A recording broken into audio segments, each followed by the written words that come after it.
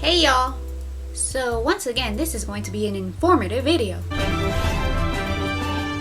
Because for some reason, I now feel comfortable with talking about a bunch of things that I've been going through. Wisdom Wednesday is what they call it. So I go in a day before my birthday. I remember seeing it and I was thinking, I'm going to tell them to change it if I can. Because I don't want to have this image in my mind. What if this is my last moment on Earth and I'm Maroon 5? But I did have something extremely random happen. Which is why I wanted to make this whole video, was for this random event. See, as a hypochondriac, I have Googled the crap out of everything I have been going through lately, last year. And I realized there's not many videos on this, on coronectomies. I don't even like talking about it, to be honest. I didn't really write down anything. I do have my diary on my phone. I wrote down, not a diary, but all the medicine I took during this period. I thought if I end up in the emergency room again, they need to know what you've taken recently. So I was writing down all the medicine I was taking during this time. But anyways, so I had wisdom teeth removal, the bottom two. This one was the left side was a complete extraction, and the right side was a coronectomy. When I had this done, this was last year, I had a bunch of other things. Like literally everything just fell out of proportion for me, okay? Long story long, I had dental malpractice as a teenager from ages 13, 14, 15, 16. It was 3 molars, okay, that I was told that were in bad shape, right? They told my parents, even though I went to the dentist every year, like my parents and I, we always listened, okay? And I was under my dad's insurance, so I always went to the dentist. But then suddenly, oh, these molars are bad. Yeah, no, they weren't that bad. I got told on this one, they said it needs a root canal and a crown, right? When I was like 14 years old or 13. And when I was like 25, I finally switched over to another dentist. I switched twice, but still the other ones didn't say anything. Once I was 25, they told me there's no root canal there. Like there's a crown, and one root was like empty, but then like a root canal was not done there. So then they tried to fix it and they couldn't fix it because it was too late. So anyways, point being, and then here I had a hole before, like since I was 19 till I was like 27. The dentist said it was just my gums were sensitive to the crown that was there, which now in retrospect past me as an idiot. I didn't have a crown there. I don't know why. The thing is, when you're not a dentist and the dentist is telling you something, you tend to believe them, you know? My point being, I've had a lot of dental malpractice. And it all attacked me at once last year. Last June 2021. So it's been a whole year, right? So June, July, and August, I took those 3 months to fix the issues, the 3 molars that were messed up when I was a teenager, right? Which I tried when I was about 25 and it didn't work. And then it just progressively got worse. But anyways, so those 3 got fixed. And because of all that nonsense, my wisdom teeth started to hurt. My wisdom teeth have never hurt in my life. I have a pretty big jaw, so they did grow out. They grew out, but one corner stayed in. So both of my bottom ones had a small cavity on the top of each one for absolute years. They never got filled because these dentists would tell me I'm not going to fill it when we should just remove it, which I didn't want. My entire life I've been underweight. I've been a small, tiny little chef. Whenever I get of weight, whenever I'm like super healthy, I'll get these wisdom teeth out. So I picked the absolute worst time to get them out because those 3 months when I was getting these 3 fixed, I lost so much weight, y'all. I was on a soft food diet for months. I was on, by bed rest, I mean couch rest. I was sleeping on my couch for months. So once that pain started, I was like, great. Now I'm literally weighing I've never weighed so little in my life. And I need to get these wisdom teeth out. The pain rate, both wisdom teeth, it wasn't horrible. It was like, I feel like someone punched me like twice a day on both of them on the bottom. The top ones never came out, by the way, in case you're wondering, but they're there. They do. But the bottom ones are the ones that did come out. They erupted almost fully. Only one corner was still in because I have a lot of space. But my teeth are absolutely enormous to the point where my oral surgeon, when he saw that x-ray, he said, what in the world? You have the teeth of a 6'7" man. I already knew.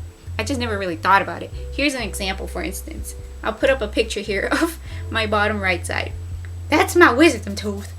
It is gargantuous. And it's just like, why?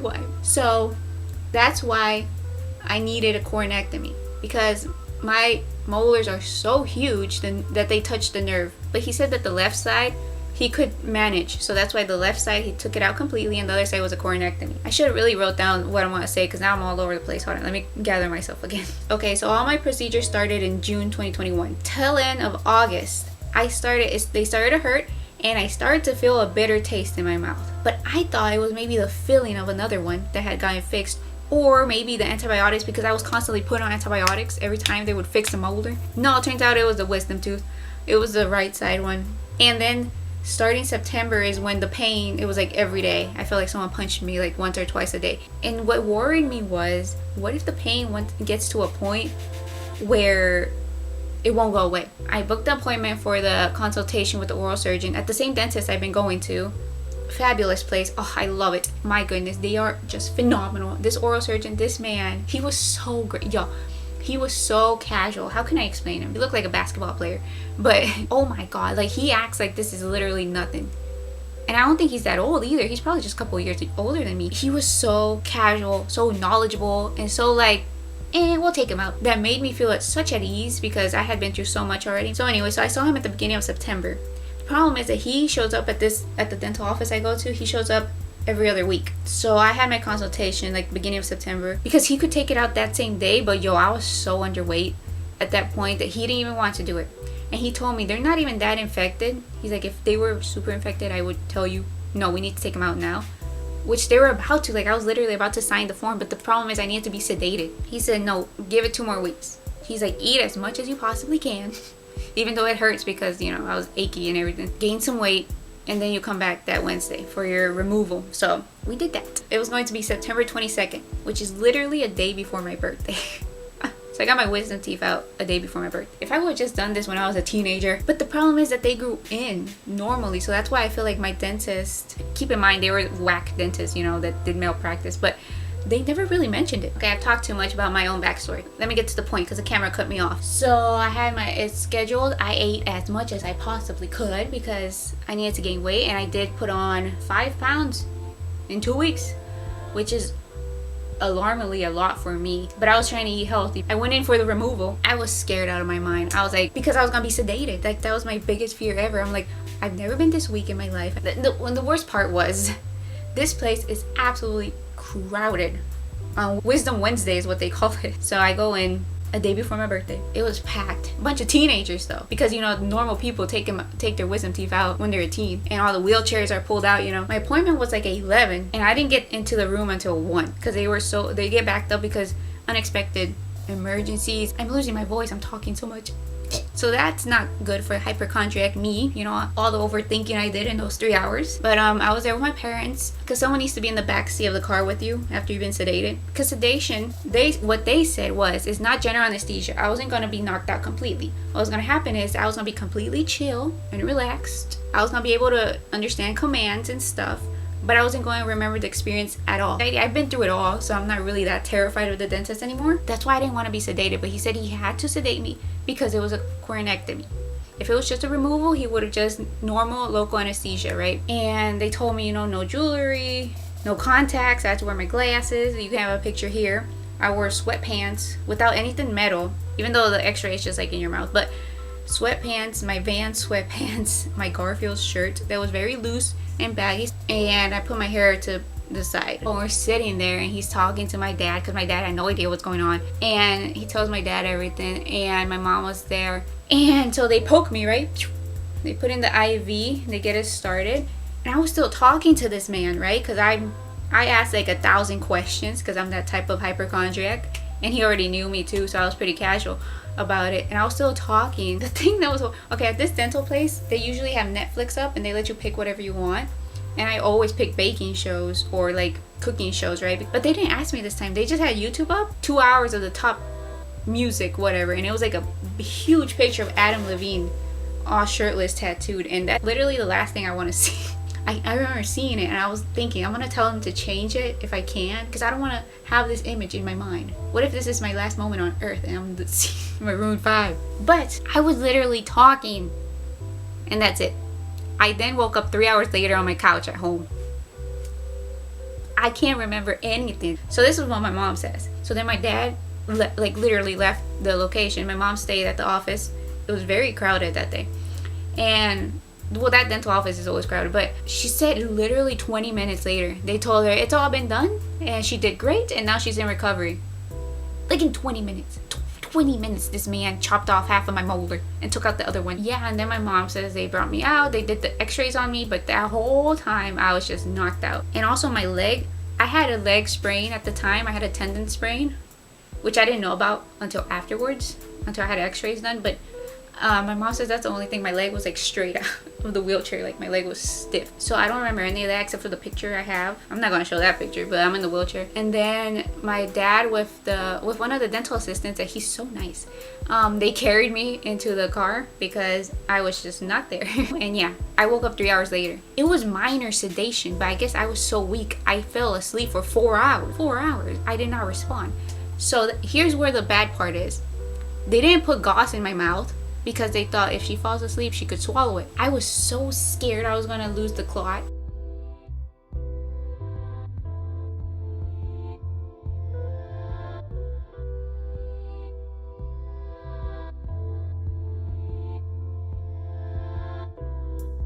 I thought I was gonna have a dry socket, which is the worst thing ever, because I didn't get a gauze in. Because they said, as soon as you get home, put in the gauze, right? Well, your girl was asleep for 3 hours. And second of all, you're supposed to start taking ibuprofen, Advil, as soon as the procedure's over, like even in the office. I was asleep for 3 hours. So basically, I woke up at like 6, right? I remember waking up and I was like, oh my goodness, what? I was just looking at Adam Levine and now I'm in my living room. And my mom was like on the couch next to me. I was like, I'm just gonna keep sleeping. But then I like moved and in my mouth, warning if you don't like nasty stuff, but it's gonna be fast. It was just a pool of blood basically in my mouth. It was all blood. So then as I kind of moved to talk to my mom, the pain, oh my goodness, it felt like I got just ran over, like someone ran over my face. It was just, this pain I had never felt in my life. And it was on the right side. It was on the coronectomy side. The left side, nothing. It was excruciating pain. Like I just like let out tears, right? And I was like I need to spit. So she brought over the trash can and I spat out a bunch of blood. I started waking up a little bit more and then I started crying because I asked her if they gave her the molars and she said no. So I started crying because I wanted my molars apparently.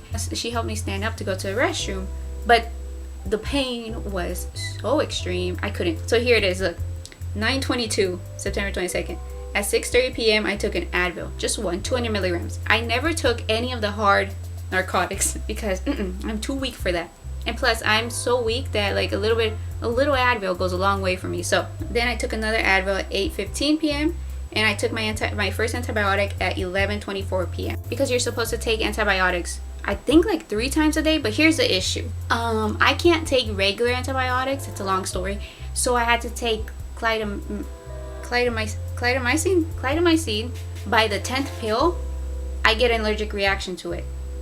So I can only take 10 pills, which I made them aware and they said that was fine. So I was supposed to take like 3 a day, but I took 2 a day. Now when you get your wisdom teeth out, they give you antibiotics and ibuprofen, painkillers, right? I took that and I was pretty much okay. I think I had just like liquid, like soup, basically the usual. Everyone knows this. I had yogurt, ice cream, smoothies, soup, mashed potatoes. But see, the thing is, I didn't have mashed potatoes or like macaroni and cheese until day 5. Until the day I could literally use a syringe to rinse out the sockets. I didn't have anything that was a little thick on the thick side. So I just had like Ensure and protein and stuff like that, drinks, the first couple of days. And I do not want to get an infection. So I'd rather go hungry than get an infection, basically. So what I'm trying to get at is that my experience wasn't that bad. But I did have something extremely random happen, which is why I wanted to make this whole video, was for this random event. Basically, I had 2 Advils on the first day antibiotic. On my birthday, I reached level 29, woohoo! On the 23rd, I had 2 antibiotics, 1 Advil. The next day, 1 Advil and my 2 antibiotics. The next day, 3 antibiotics actually. After the 3rd day, I didn't take any more Advil until day 8. And this is why I wanted to make this video. So the wisdom tooth that was extracted completely, no stitches, because it just pulled it out because my tooth was fully erupted, right? I know a lot of people, their wisdom teeth are like all over the place inside of their gum. Mine was out, so completely out. This one, since it was cut, the crown was cut off, he put stitches and they were gonna be dissolvable. They were going to dissolve on their own, and by day 5 you can use the water syringe. I was thinking if anyone would want a video on how to use the syringe, because I'm a pro and I'm still using it to this day. It's about to be 9 months since I had my wisdom teeth removal, and I'm still using the syringe because I am old and the sockets took forever to close. I mean, they closed, but it was like a little bowl. So by day 5 I started eating like mashed potatoes, like mashed avocado pastas that were really soft, you know. So that was by day 5, I want to say. But here's what I'm trying to get at. I didn't have that much pain, surprisingly. Like, I could not believe it. I could not. I only took Advil for 3 days, and it's a 200 milligram ibuprofen. And I had a coronectomy. People talk about this on Reddit and everywhere that I read, how painful they are. Secondly, I didn't bruise. Third of all, I didn't get swollen. Like a little bit here, and I was icing it like they say, right? Ice it. You know the instructions, it's on the sheet they give you. I did that, but still it did not swell, no bruising. The pain was very minimal. I mean, once the Advil wore off, whoa. But here's the kicker. On day 8, I started to get pain here on the right side coronectomy, and it got to the point where it was bothering me, because usually I have kind of high pain tolerance because I've been through so much. But I decided to take an Ad right at 4 in the morning. Then the next day it came back at about noon. I had to take another, and I started to panic a little bit. Okay, I started to panic because it was day 8 and 9. Everywhere online it says you're not supposed to have pain after the first week. If so, it could indicate an infection. So you can just imagine my little hypochondriac mind was just losing it. I cried like 3 times thinking, that's it, it's infected. I lost the clot. I have a dry socket. Like, all these thoughts, right? And dry socket, they said it's noticeable when you just breathe in. So I kept like breathing in and seeing if that hurt because I was so scared. My point being, I was in full panic mode. I remember that Saturday, we got one of my cats fixed, and I remember we were in the line, in the drop-off line, and it was hurting so bad, and I just wanted to cry because I was so scared it was infected. But my mom checked it, I checked it, and it looked clean. Here's the thing. So by day 5, my stitches came out progressively throughout the day, right? So I thought I didn't have any stitches left. On Sunday, it was hurting too. My appointment was that Wednesday for the follow-up. So I thought, man, I guess I'm just gonna tough it out to Wednesday unless the infection gets so serious I have to go emergency. Monday night, I am syringing my holes. So I do my left side, very easy. Let me tell you, the first time you syringe, it is the scariest thing in your life because you think you're gonna get a dry socket, you're gonna blow that clot out. It's so scary. I do the syringe, and the syringe gets stuck. And so I pushed it, and I pushed it way too hard to the point where it shot the water so hard into the coronectomy hole, and it hurt my eye, and it hurt there, and it was so, like, I sat down on the floor of the bathroom because it hurt so bad. And then I started crying because I was like, no, that's it, now I ruined it. I gave myself a dry socket. And then I'm like panicking, scared, I'm crying, and I go to rinse my mouth out, and I feel something in my mouth. I'm like, it's the clot, and I spit out, and there's a stitch. It was enormous. I thought I had lost all my stitches 5 days ago because I was checking and there was no stitch there. Sorry, I talk so much. My camera is completely out of storage. Like, long story short, I had a stitch inside the hole, and it was so inside the hole that it could have stayed there forever. Could you imagine? They would have to open up again to bring out the stitch. So, the moral of this story is, if you develop pain well over the first week of your extraction, it's for a reason. This is my remote. It's for a reason, okay? It may not be an infection, but oh my God, can you imagine? So anyway, so then that was Monday night. So then Tuesday, I didn't have any pain. I was so bamboozled. Anyways, and then Wednesday I went into my appointment, and he comes in with the syringe. This man was like blazing fast because he had so many appointments that day. And he comes in and he's like, how you been doing, everything? I was like, what had happened was, like, I wanted to tell my whole story, but he was in such a rush. And he's like, wait, hold on. He's like, open your mouth. And he goes to the syringe. He's like, why are you even here? Your mouth is as clean as possibly can be. I was like, well, yeah, I'm maintaining it clean. And he's like, no, you don't understand. He's like, I get patients in here and I need to syringe it out and then teach him how to syringe. And I was like, oh, I've already been syringing. I haven't really talked about the rundown of what you're supposed to do, like taking care of yourself, because I'm pretty sure every place gives you their sheet of paper. But you know, you're not supposed to brush your teeth the first 2 days. You gotta use this rinse that was prescribed, you know, to keep the area clean, all that jazz. Oh, and then I told him. So then he didn't even rinse my mouth out because he said everything looked clean, everything was healing perfectly fine. And I told him my story. He's like, oh yeah, that happens sometimes. What do you mean that happens sometimes? I've been in full panic mode for the whole weekend because I didn't know I had a stitch stuck in my hole. But anyways, that's literally the biggest reason why I wanted to make this video, was to let you know that can happen. I searched so much. Like, I would put the flashlight in there, my phone light. I'll have my mom searching. She couldn't figure it out. Why is it hurting so much? It doesn't look infected. It doesn't smell bad. Like, there you go. After that, I healed pretty well. The problem is they cut some of the skin on the backside, so that's been taking the longest to close up. Everything closed up within like a month, I'd say. Like, I couldn't see into the hole completely. I'm not gonna show any pictures because that's just disgusting. Since I am old, I'm old and weak and fragile, and my molars were so enormous, it took longer for the hole to close. It didn't heal as fast as when you're a teenager and you only have like little baby wisdom teeth. So it did heal, but like in a bowl form. So that's why till this day I use the syringe. I'm still using the syringe to this day. 9 months in, I'm syringing, but it looks all great. I went a month ago because I had an incident. That's for another point in time, and they said it looked fine. So that's been it. I can eat. The coronectomy, a normal molar and a crown. That crown is now incredibly fragile. So I can't say my eating is 100%, but almost. Can't eat anything hard or crunchy, maybe for the rest of my life. It does still get a little sore. Like, if bread is too chewy, it gets sore and it tastes a little bloody. My experience went 100 times better than I ever expected, so that's all I can say. But I just wanted to share my experience with you from start to finish, even though I feel like I talked way too much. If you have any questions, let me know. I hope everything goes well, because you're probably watching this because you're going to get coronectomy. Just do your research and get a good oral surgeon. Although my oral surgeon, I cannot find this man online. He has a website, and it has good ratings and reviews, but it's his website. So I hope it can go great for you as well, and I hope you're a little less scared, because my experience was actually okay, except for that stitch in my hole. Thank you so much for watching, and as always,